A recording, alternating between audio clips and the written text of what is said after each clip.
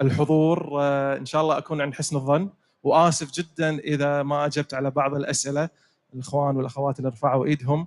وأشكر مرة ثانية هيئة الإذاعة والتلفزيون في المملكة العربية السعودية على توجيه هذه الدعوة الكريمة، وإن شاء الله أكون عند حسن الظن وشاكر لكم. وأتمنى إن شاء الله نلتقي في المرة القادمة. احنا رفعنا ست أيادي ارتفعت كانت عندها برامج بودكاست. إن شاء الله إذا الله أعطانا وياكم عمر في العام القادم والتقينا، أطمح يكونون 160 إيد رفعت، من 60 إلى 160. أنا شوية طموحي عالي يعني. عندكم برامج بودكاست. بالتوفيق جميعا، شكرا لكم.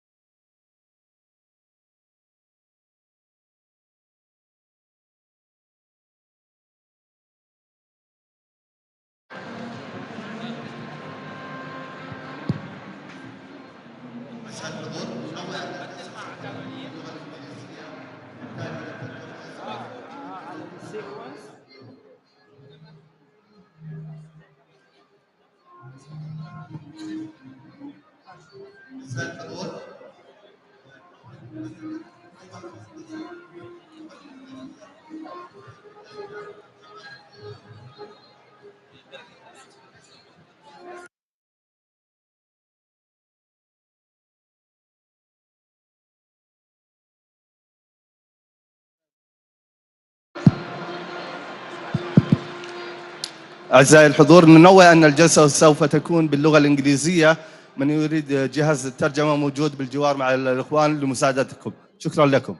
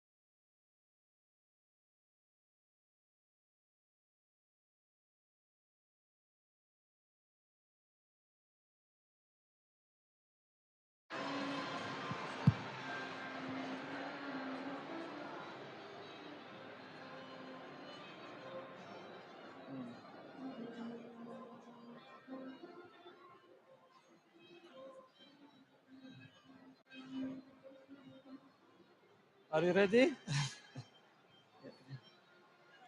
Yeah.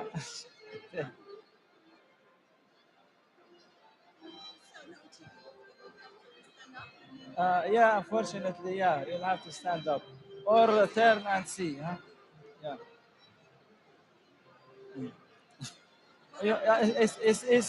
It's better if you stand up, I think. Yeah. Yeah, in this corner, I will be good. Yes, yes. Yeah. بسم الله الرحمن الرحيم. الحمد لله والصلاة والسلام على رسول الله. أود بداية أن نرحب بكم في هذه الجلسة، وقبل أن نبدأ أتقدم بالشكر لاتحاد إذاعة الدول العربية وهيئة الإذاعة والتلفزيون على إعطاء هذه الفرصة لكي يدير هذه الجلسة عن المحتوى العربي الرقمي. وأتمنى كل التوفيق لاتحاد إذاعة الدول العربية وللهيئة في إنجاح ونجاح هذا المهرجان وكل فعاليات المصاحبة له.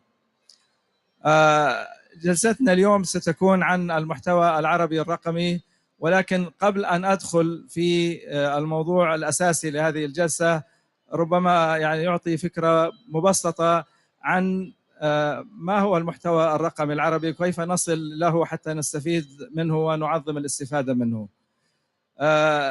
كما تعلمون المحتوى والإرث السمعي البصري الذي تكون في هيئات الإذاعة والتلفزيون في العالم العربي وفي كل العالم على مدى لنقل 100 سنة الماضية كان موجود في وسائط مختلفة، وسائط فنية مختلفة، سواء كانت أشرطة سينمائية أو كانت أشرطة مغناطيسية تحمل الصوت والصورة. وكانت التقنيات التي تستخدم في هذه الأشرطة لحفظ المحتوى كلها بأنظمة تماثلية وليست رقمية. الآن حتى نستفيد من كل هذا الإرث لابد من هذا أن يتم تحويل المحتوى والإرث السمعي البصري إلى وسيلة يمكن من خلالها الاستفادة منه بنفس الطريقة الفنية. إذا لم نتمكن من عمل ذلك فلن نستطيع الاستفادة من هذا الإرث السمعي البصري. هناك كثير من المشاريع التي قامت في العالم وفي العالم العربي لتحويل هذا المحتوى من الأنظمة التماثلية إلى الأنظمة الرقمية. وهيئة الإذاعة والتلفزيون في المملكة العربية السعودية أظن أنها قامت بمشروع فريد من نوعه في هذا المجال، ولو أن شهادتي مجروحة فيه لأنني كنت أحد العاملين عليه. واستطاعت أن تحول هذا الإرث من مئات الآلاف من الأشرطة المصورة والأشرطة الإذاعية والتلفزيونية إلى وسط رقمي. هذه هي المرحلة الأولى في إمكانية توفير هذا المحتوى لكي يكون قابل للاستفادة والاستغلال. المرحلة الثانية هي المحافظة على هذا المحتوى وتطويره بحيث يكون دائما متناسق مع الأنظمة المستخدمة في ذلك الوقت وفي ذلك الزمان أو المكان. إذا لم نستطيع أن نتمكن من هذه الموائمة فلن نستطيع منه الاستفادة من تعظيم استفادة كل أصحاب المصلحة من هذا المحتوى. المرحلة الثالثة والأخيرة وهي موضوع جلستنا هذا اليوم، كيف نستطيع أن نعظم الاستفادة من هذا المحتوى السمعي البصري لكل أصحاب المصلحة، كيف نستطيع أن نوفره للجمهور، كيف أن يوفر للهيئات الإذاعية والتلفزيونية سواء على المستوى المحلي أو المستوى الإقليمي أو العالمي. هذا هو يعني الجزء الأساسي سيتم التركيز عليه في جلستنا اليوم.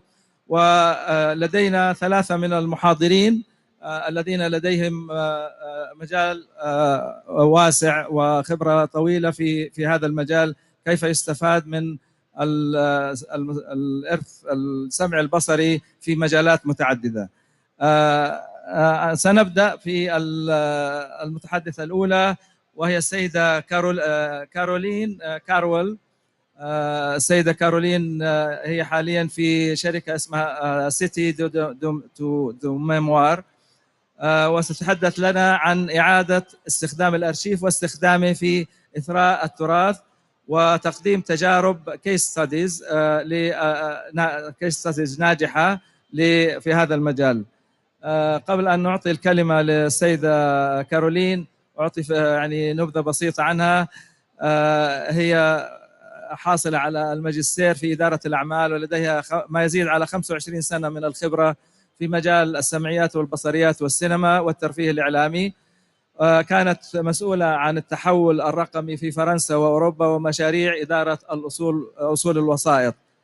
أشرفت على العديد من المشاريع مثل مشروع M6 RTL كانال بلوس ومشاريع الهيئة أو المعهد السمعي البصري في فرنسا إينا، بالإضافة إلى الإرث السمعي البصري لبعض الشركات الخاصة. سأعطي لكل من المتحدثين 12 دقيقة لكي يتحدث. طبعا السيدة كارولين ستتحدث لكم باللغة الإنجليزية، فمن يرغب بالاستماع باللغة العربية فعليه أن يستخدم جهاز الترجمة.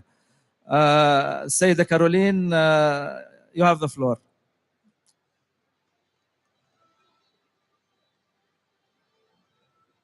Thank you very much. I think I'm going to stand there so I can see the screen. So thank you very much for the presentation, and thank you very much to the full organization for your invite. We are very honored to be here, and these first 2 days are already very successful in terms of great contact.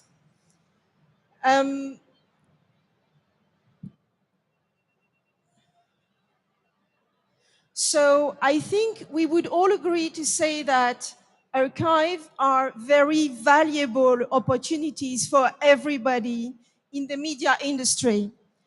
First of all, we could remind that any individual here would like to have its favorite movie or its favorite TV series or cartoon made available for its kids to discover. So this is about archive. Any grandparent in any country would like his culture and traditions or history to be made available for the next generation to be discovered. But also for the countries, any company, any brand is very focused and make a great importance of its brand culture. If we want to transfer all of that within the age, it's about archiving and repurposing the archiving. So this is what I'm going to speak about today. It's about archive repurposing. We can see from the talk we had already that there is a very large diversity of content still to be digitized out here from many countries. And all of this content are claiming to have a digital existence so that they are shared with everybody. Our job in our company is actually to do whatever it takes to make sure that archives from the past, whatever format it is, are made available for the future of media that everybody is building here.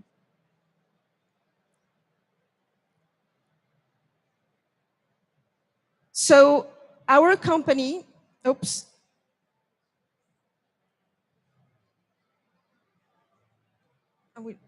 our company, Cité de Mémoire, deals with digitization of archive, not only video, but also sound, films, and photos for more than 25 years. You can have some pictures of the work we do. So, of course, film scanning, but film restoration and sound and video digitization, and of course, restoration in digital form. When you want to repurpose your archive, the first stage is to do a little bit of mapping, meaning a little bit of audit. So what you must go through, let me keep on the screen for all of them because here we go. Oh.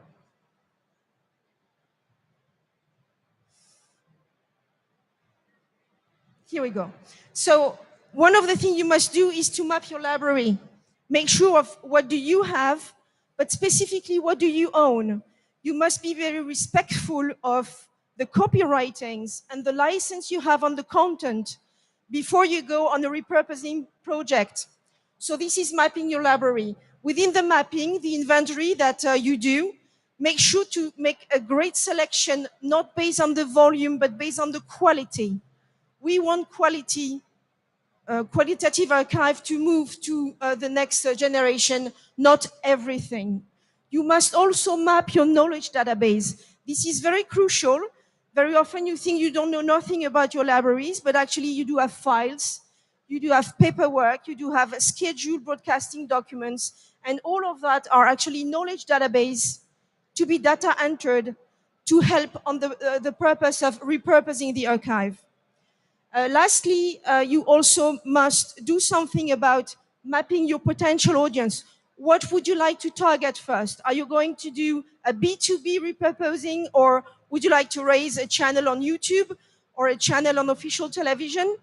So mapping your audience is important, and at the same time, look after the copyright and price policy of the archive you will make available for the market.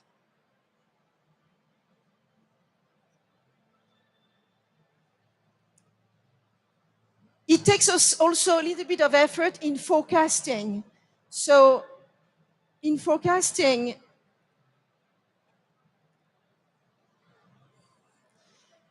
you must think very carefully about your archiving strategy.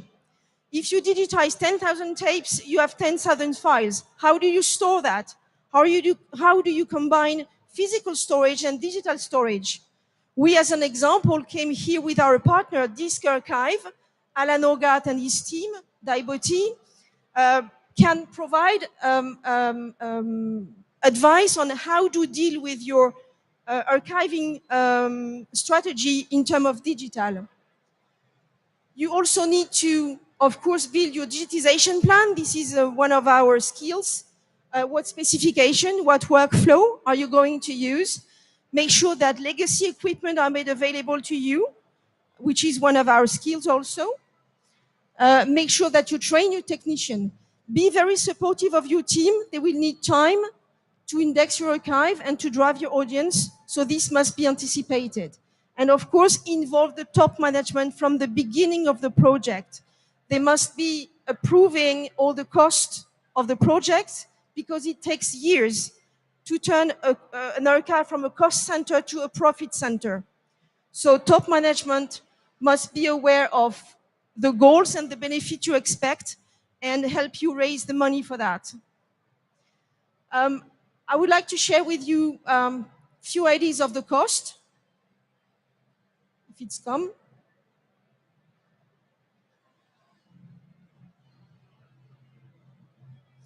So I'm not going to go through all of these pricing, but just the inventory would cost you in between 2 and 4 euro a tape. Selection is essential based on quality, not on quantity. That's all.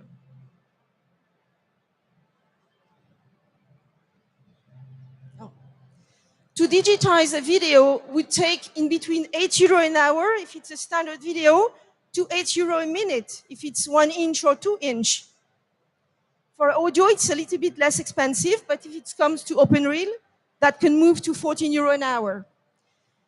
Indexing and describing of your archive is very essential, and we will have great talks with the panel later on. But if you use speech-to-text or a little bit of artificial intelligence, that would cost in between 6 euro an hour and 17 euro per hour of program. So you can see these are large costs to be anticipated.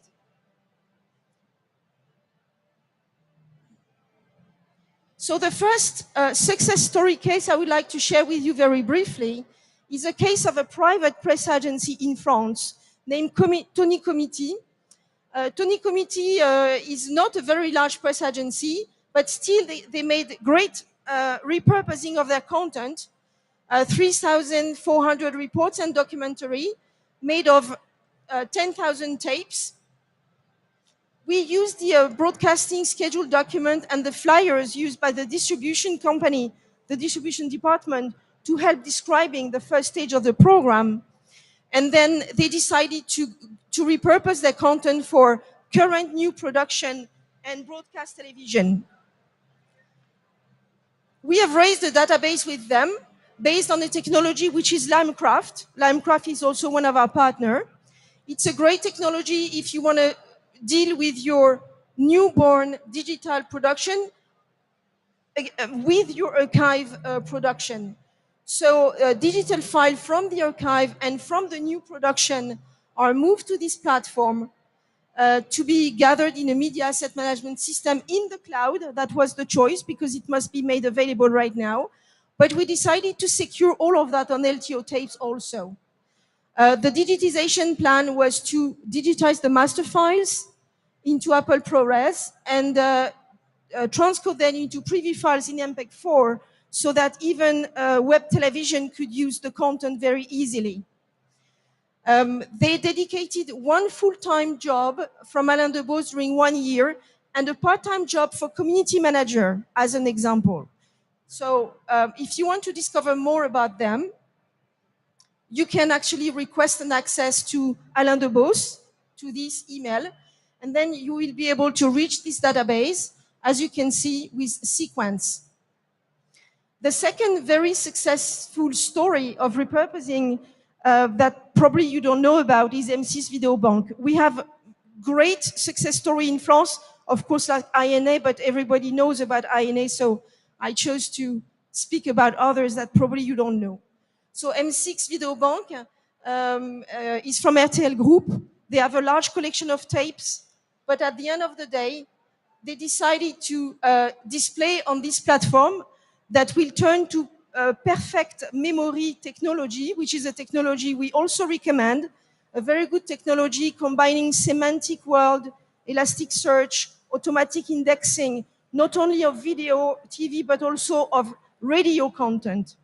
So M6 Video Bank is turning to a perfect memory technology since this year, and they provide to a professional audience 20,000 digitized hours from the program of their department. And this is made available for production, post-production, and footage library selling. I was said by M6, and that would be my conclusion for a repurposing made successfully, that almost 25% of the production of magazines and news at M6 television comes now from the archive. And this is clearly at the point of the successful story. Thank you very much. Thank you, Caroline, for sticking to the time. الآن يعني سيكون إن شاء الله النقاش بعد تقديم الثلاث محاضرات. المحاضرة التالية هي للمهندس باسل الزعبي من اتحاد إذاعات الدول العربية.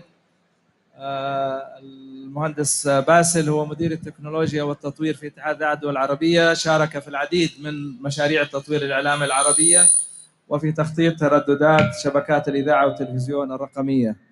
في الآونة الأخير قام بتطوير الخدمات السحابية لتبادل الأخبار والبرامج في أعضاء الاتحاد، إلى جانب تبادل البرامج بتقنية تلفزيون عالي الدقة عبر شبكة التبادل متعدد الوسائط المينوس.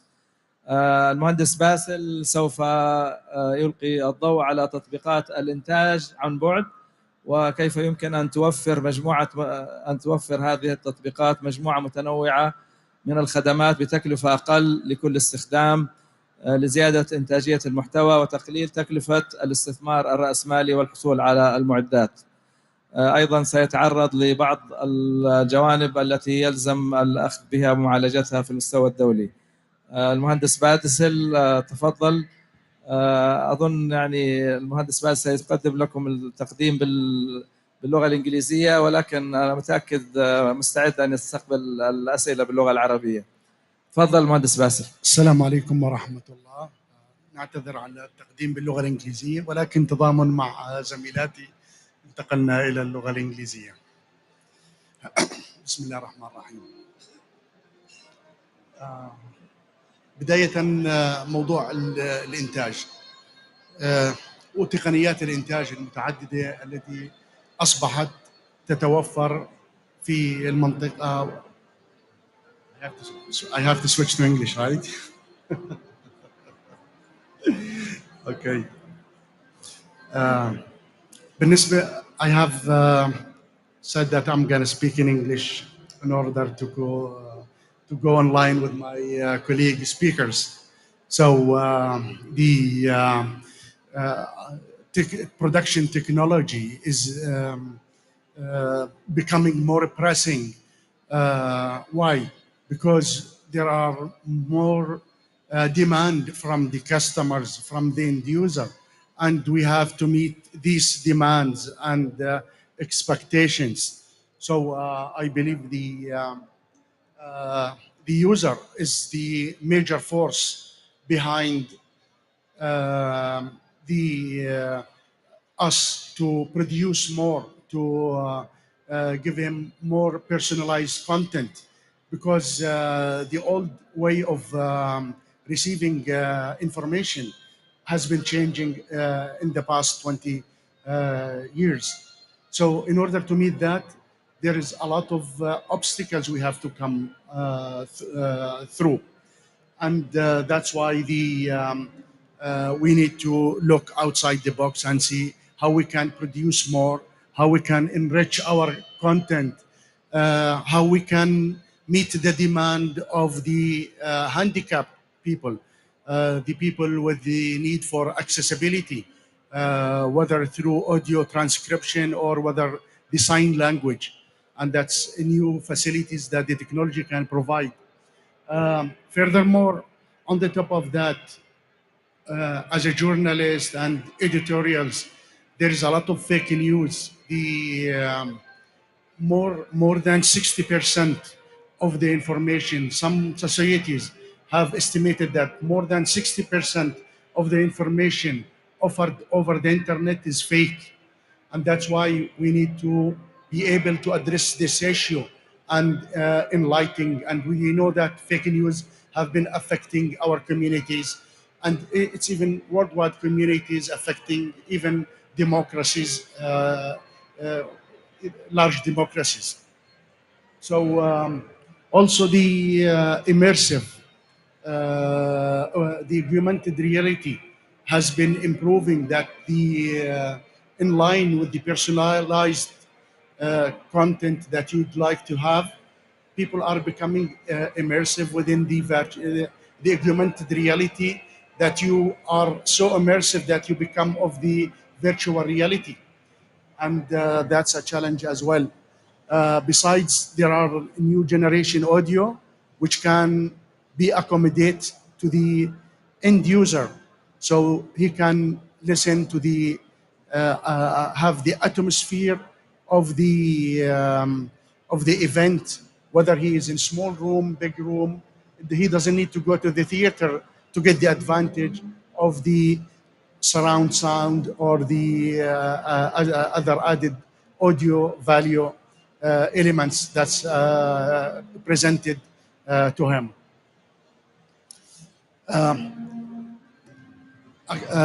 In accordance with that, in order to meet with that demand, there is a necessity to go to the cloud.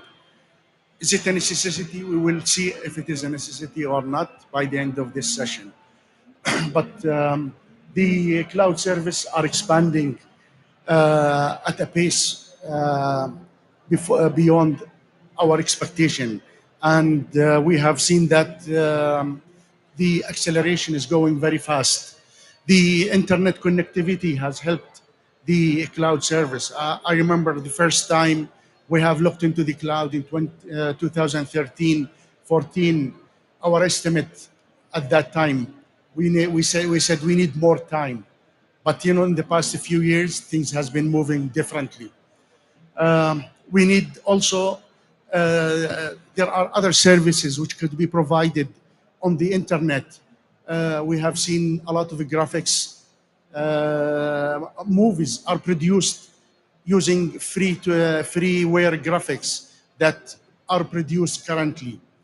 And also the major media organization start moving toward software-centric instead of going to vendor-specific equipment. And that's a route many people are looking into, and that will be a reality sometime in near future, but it is already progressing. Also, the organization are shifting away from in-house central equipment rooms into public cloud environment.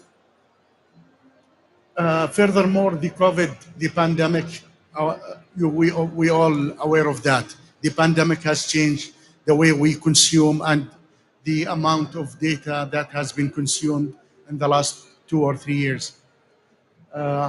Besides, you can have access to all of your information remotely from anywhere.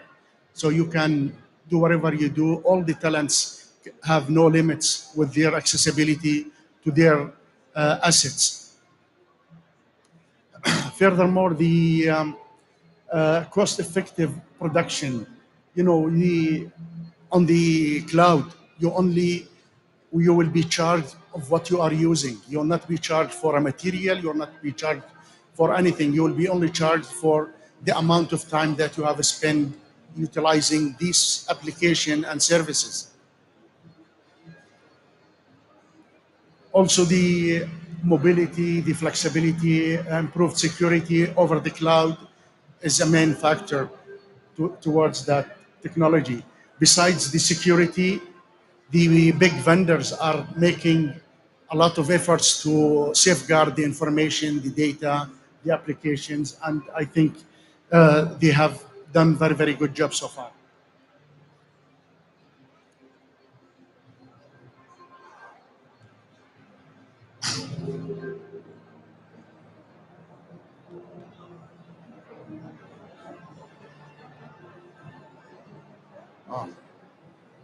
ارجع.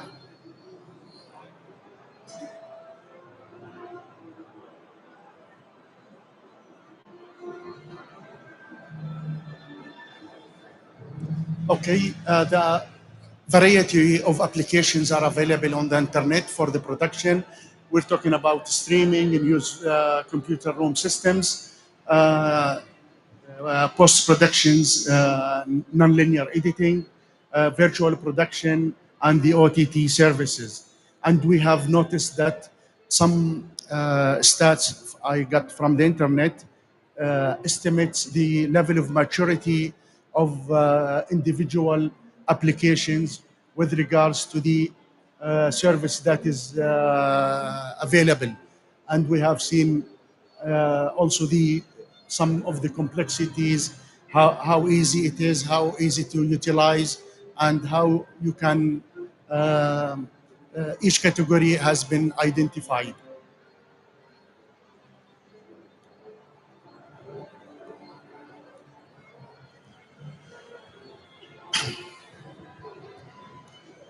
Furthermore, the in-cloud control room,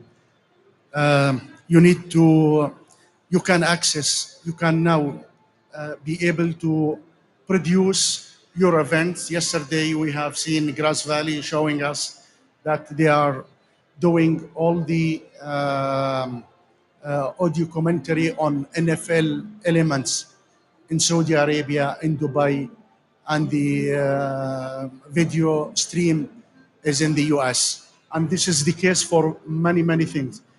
Now,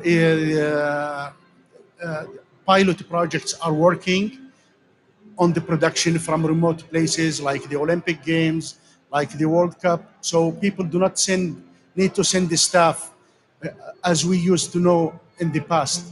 Only you can send a few staffs that do the arrangement, and the main backbone of your production team will be at house monitoring and working on the production for live in a remote place. Also for the small TV stations, they don't need to acquire a lot of huge equipments. They don't to furnish themselves with the big or giant TV stations. They can arrange with the cloud services and they pay only for the services that they will get.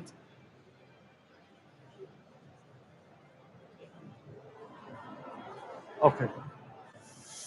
Anyhow, having said that, I will just go for the last slide. Having said that, the cloud production is blooming. Still, there are issues that we need to address as the technicians and engineers. So we need to make sure that we can synchronize all of our signals in different platforms in order to have successful production. This is very important for us. We need to adopt monitoring tools, unified control platforms. Once you have that, then you will not be go under monopoly schemes. Ensure interoperability in order to have a freedom to select. Otherwise, if you are hooked to one production or cloud house, then they can dictate their terms on you. And that's why interoperability is very important. Besides the hybrid, we need to be able to, at least if there is any problem, we need to work from in-house. Therefore, we have to make sure that we go for the in-house as well. بس آخر سلايد لو سمحت.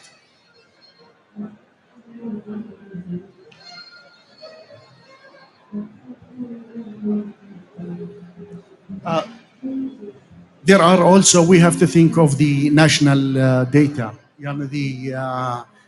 how to preserve your data within your boundaries.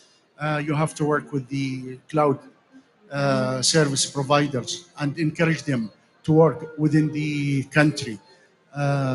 That will help you to have better accessibility, make sure that there are rules to protect the privacy of this data.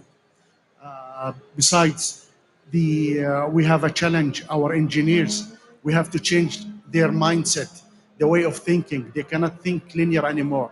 They have to think out of the box, and that's why we need to train them and work out on them. Also, some of the application, we need very qualified engineers, and these qualified engineers, we don't expect them to grow them in-house. We need to hire qualified engineers, and we have to make sure that as a public broadcasters, we have the mechanism to hire these high qualified engineers in order to serve our purpose. The cybersecurity should be always on the top of your agenda. You have always to be vigilant. You have always to be suspicious of any attacks. So therefore, the cybersecurity should be on the top priority of your protection policy. Finally, training. We need to train the editorial, journalist, cameraman. We need to train everybody to enable to cope up with these new changes, huge changes. We know the new generation, when they will come to the TV, they will think that, oh, this is part of our life. But for us, we had coming from past history, going into new generation, we have to make sure that we provide the proper training. I'm sorry for the overtime I took. شكرا لك مهندس باسل على هذا التقديم. تفضل.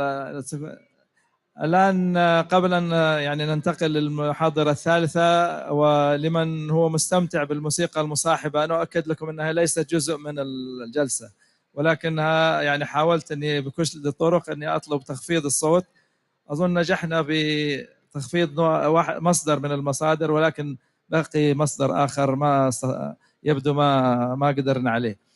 على أي حال إن شاء الله تستمتعوا يكون يعني التركيز أكثر على سماع المحاضرين عن الموسيقى.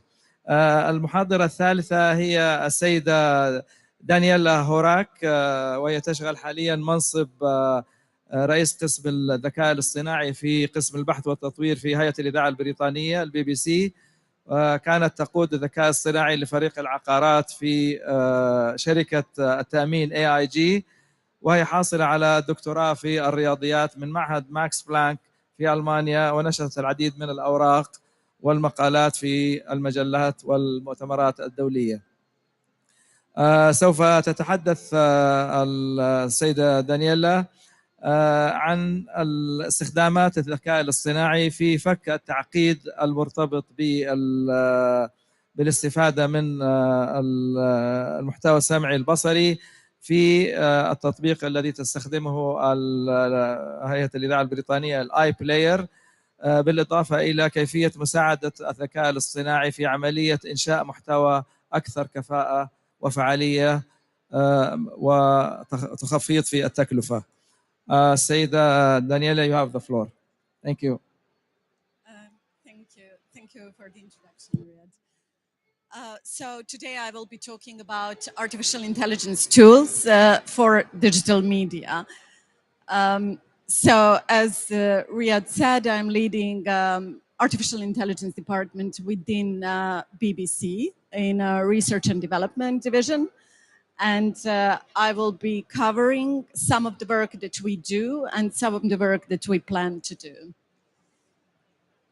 So at BBC, we believe that the future of the media is digital or streaming only, or some people like to say IP end-to-end.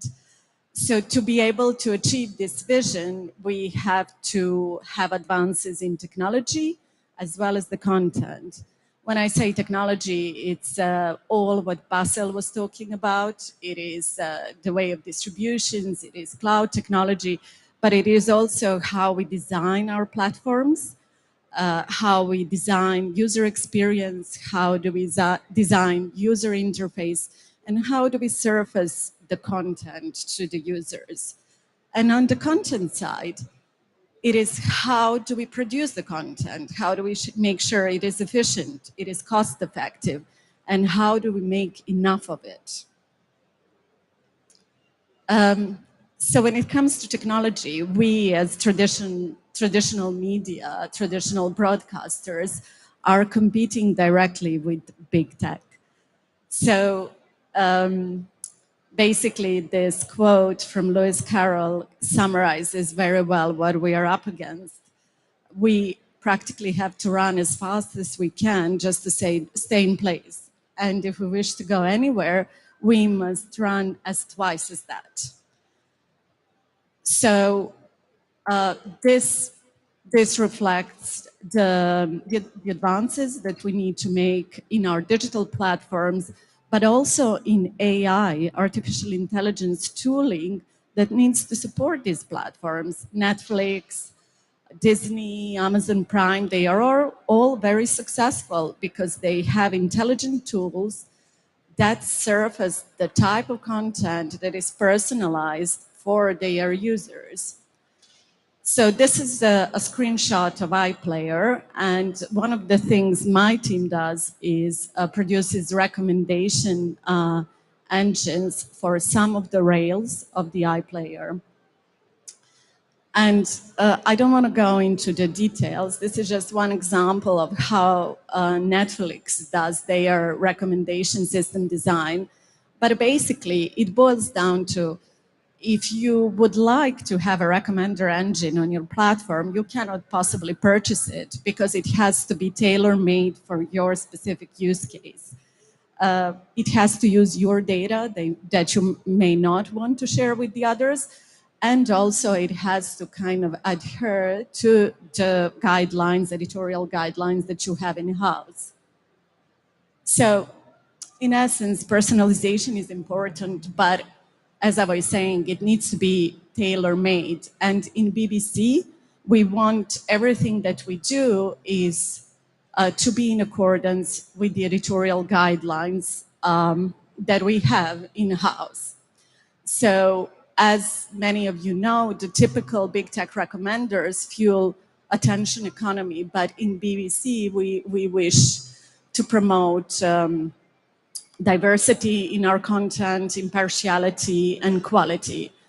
So we need, one of the additional challenges that we have as an AI team is to make these algorithms interpretable, to make them, to allow for a human in the loop, not just to have the machine decide what your users are going to watch.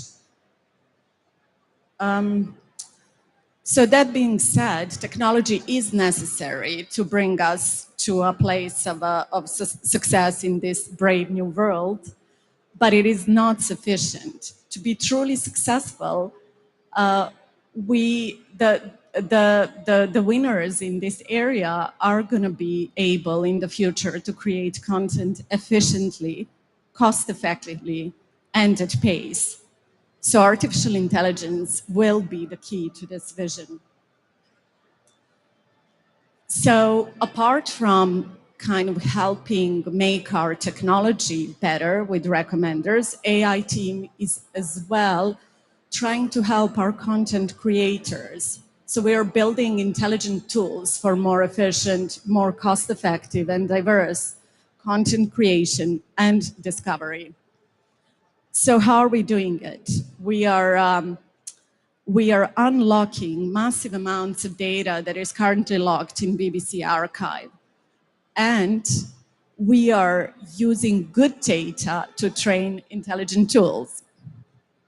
Good data means produced, usually AI models are built on the vast amounts of data all across the internet, and these models are not very well suited for use in big media corporations. So having possession of this in-house data is crucial.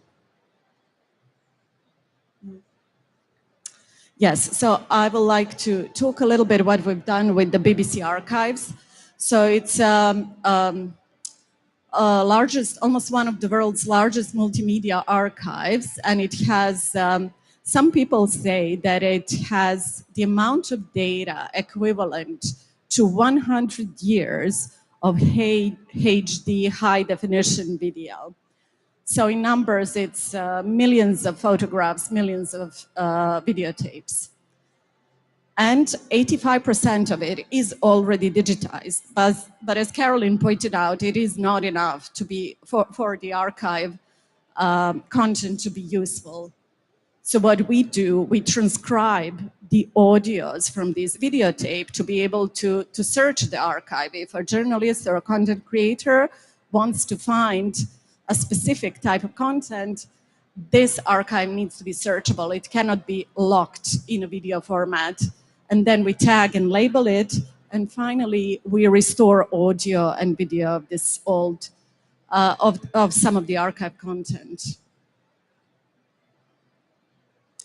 So transcription and tagging, that's pretty, I think I'll skip it in the interest of time. So it's very well known, but actually this actually might be interesting. So we've built in-house speech-to-text model, which has a certain error rate, but are now kind of building new transcription models that are able to transcribe other languages like Farsi, Russian, and Arabic. So now to the restoration of old video content from the archive. So restoration is, again, going back to Caroline's talk, is expensive and time-consuming. To be able to restore 100 years worth of video content must be really expensive. So this is why we've used AI to do it. So we are at the moment researching and building prototypes for automatic restoration of and colorization of the video content. So this is just an example of David Attenborough video. And you know, there are various issues with this video. There are scratches, there is noise, there are lights, low light conditions, and of course it's black and white, right? So what do we do with AI? We denoise, we remove physical damage artifacts, we correct light, we enhance resolution, and then segment images, and then finally colorize. Each one of these steps can be done with AI and can be fully automatic towards the end. So I will play the video afterwards, but the pipeline goes like there is an original, then restoration, which involves the first 3 steps I mentioned, and the colorization, which involves the last 3 steps that I've shown previously. So, of course, a lot of work needs to go in this. What we do is use some of the open source, freely available AI tools. We also develop a lot of it in-house and adapt it to our content. So, as I was saying before, whatever is available out there, it's not very well suited to this archive content because it's basically archive content is not publicly available to develop models on.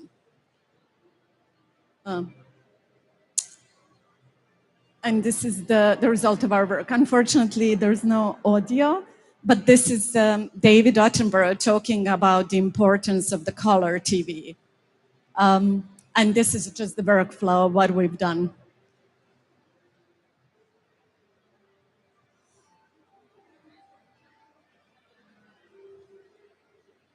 So at the moment, this pipeline is semi-automatic. That means we still need a human in the loop, and some of the aspects of it are done manually at the beginning of the pipeline. But our aim at R&D is to kind of create a fully automatic restoration pipeline and then apply it to many of our archive content. And this is some of our future work, what we want to look at as a team. So the next thing we want to do is not only that we need to kind of fix and restore videos, we need to do audio enhancement using AI as well. And then we are also developing some AI tools to help with the journalists and content creator workflows, such as large language models, some sort of semantic search on our own archive and internal documentation. And we aim to improve speech-to-text using new methodologies available. That's it. Thank you. I hope I was on time.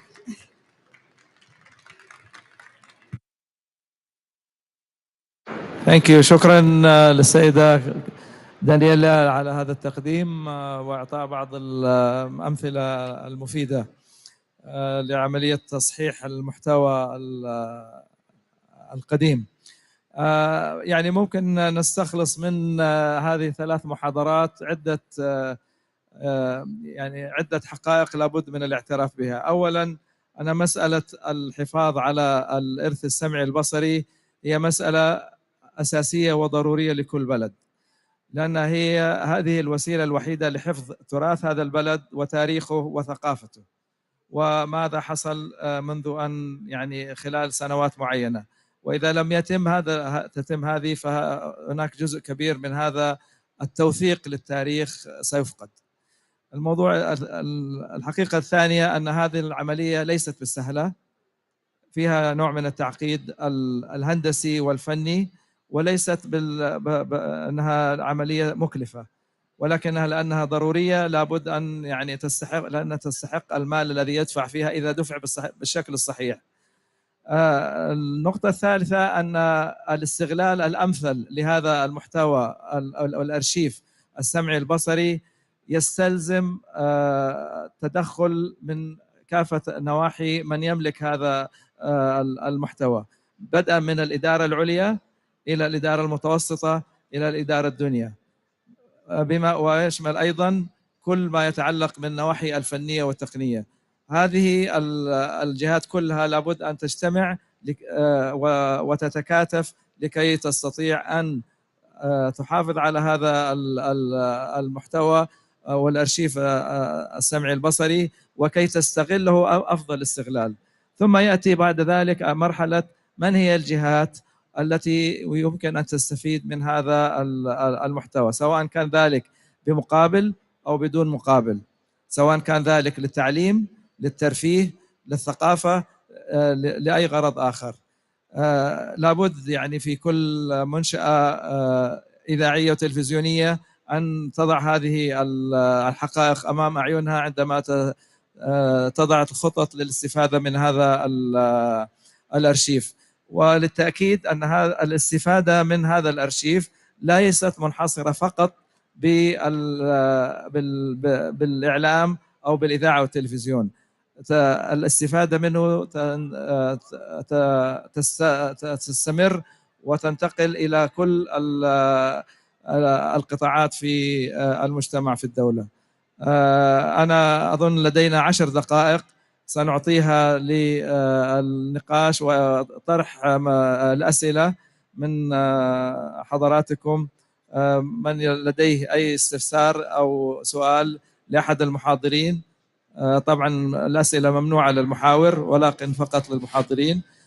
أنا سأنقل وجهات نظركم لهم وهم سيجيبوا.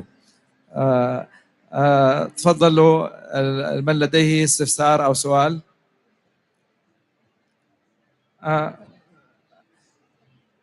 هناك لو تسمح لي مهندس حسن سأعطي الكلمة لأحد السيدات. لو تعرفي بنفسك أولا ثم تسألي سؤال. Hello, شروق العلوي, information specialist. لو ترفعي صوتك. My question is for Carolina. ممكن تنزل الكمامة لمدة دقيقة. My question is for Carolina. It's about free and open access archiving for visual production. It's layout document, for example, storyboard and scenario and script that produced by user-generated content on YouTube. It's not about TV or scenario in TV or different platform. It's especially for user-generated content. So what do you think to what extent that is important to have that kind of archiving? Thank you for raising your hand. I'm not sure I got all of the word of your question because the sound is difficult, but I think you said how is important to have available as free access archive for storyboard and scenario that produced by user-generated content on YouTube. It's not about TV. Okay. So I'm not sure I can answer this question. We do a lot of film collections, and we are using a lot of information out of these scenarios and paper document around movie films to help documenting the content. You should know that movie films now, since many years, can be used to produce, as an example, a program that we called found footage, meaning we can produce new films without shooting any new image, but just by using existing images and existing sounds in this type of production, having free access to this information is essential. But again, it's very difficult to hear the question. I'm not sure It's I get okay. it. I think you answered part of it, yeah. At least. مهندس حسن كان عندك سؤال تفضل. Hello, Hassan Sayed, Master Media. My question to Caroline also. Dr. Yad mentioned the collections and libraries at broadcasters, the big ones. But there are a lot of collections in private companies and other organizations, government ministries, and big corporations, which may be as big as in total as the broadcasters. What's your experience with that, and how to digitize them? These organizations may be small, but they have a huge, very valuable content. So, and Saudi Arabia, I know that there are a lot of these smaller collections. How do you suggest to approach digitizing this content, not only the broadcaster content? Thank you for your question. I must say that my favorite type of content in terms of archive are archive from corporations and companies, and also archive from private persons. It is very important for any corporation or brand to keep track of their past, because this is the way they invent the future. I will give just one example for a brand that everybody knows, which is Dior Parfum. We all know Dior. We've done a tremendous work in, first of all, searching their original assets and then digitize them And every year there's this big meeting, internal meeting, where any people entering the company for marketing or creation would have a look to the archive and study how it was done by the past to make sure that new creation fits the brand culture and the storytelling of the brand. And of course, for any people, keeping track of this work history is very important. Okay. Thank you. أي سؤال آخر؟ استفسار؟ مهندس عبد الرحيم.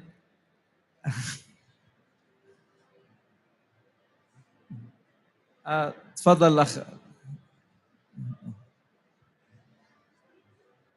شكرا لهذه الندوة التي عرفتنا على المحتوى العربي الرقمي. وسؤالي للمهندس باسل، هناك ما يزيد عن 360 مليون إنسان يتحدثون اللغة العربية، ربما نحن نفوق 7% من سكان العالم أو نساوي 7%، لكن التدفق العربي في المحتوى يكاد يكون يتراوح ما بين 4% إلى 3% من منسوب ما هو متدفق من اللغات الأخرى. السؤال هو، هل يوجد هناك مرصد عربي يقوم برصد هذا المحتوى ويوصفه ويقدمه ويسوقه للآخرين؟ هذا ما لا نجده، فإذا كان هناك حول هذا الفكرة معلومات نتمنى أن تزودنا بها مهندس باسل. بسم الله. يعني أعتقد أنت وضعت يدك على موضوع حساس بالنسبة لنا، اللي هو كيفية نتعاون كهيئات عربية سواء كانت قطاع عام أو قطاع خاص في توفير محتوى عربي رقمي يكون قادر على أنه يعرض الهوية العربية ويعرض شخصيتنا على المستوى العالمي. لدينا أفكار طرحناها في اللجان، وأعتقد هي قيد الدراسة، وإن شاء الله نجد الحماس من اللجان المتخصصة جميعا، وعلى أساس يكون في هناك إرادة محلية، على أساس أنه الإرادة في الاتحاد كهيئة عربية موجودة متوفرة لديها الإرادة وترغب في تقديم مثل هذه الخدمة على مستوى العالم والعالم العربي، ولكن نحتاج أنه دعم من الهيئات الأعضاء لنطلق هذا المشروع ونضع أسس لعملية إنجاحه. ذكروا الزملاء أنه الكلفة الأولى مرتفعة، ولكن بالأخير إحنا مضطرين لازم يكون في هناك عائد حتى نحافظ على هذا المنتج.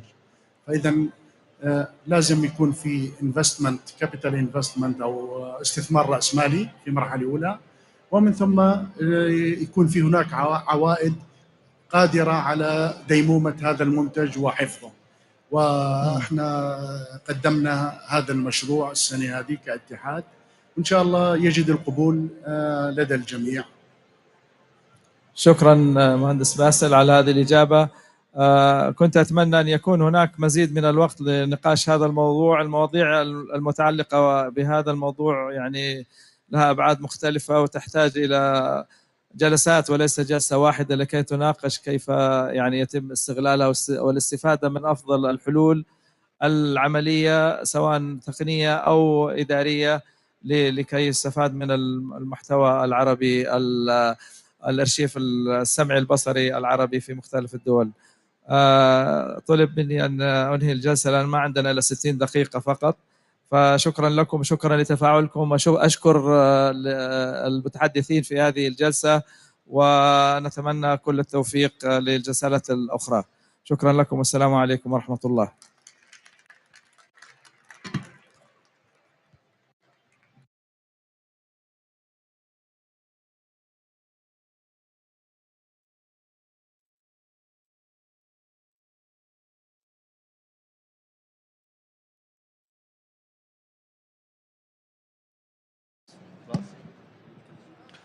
شكرا دكتور رياض، وشكرا لضيوفك الكرام. ثانك يو ليديز. شكرا استاذ المهندس باسل. اذا حضورنا الكرام في معرض مستقبل الاعلام، كانت هذه جلسه المحتوى العربي الرقمي والتي ادارها الدكتور رياض نجم وضيوفه الكرام. ننوه أعزائي الحاضرين أنه سوف يكون هنالك حفل توزيع جوائز التبادلات الإذاعية والتلفزيونية وتكريم رؤساء ومقرري لجان تحكيم مسابقات المهرجان عند السادسة تماما بإذن الله.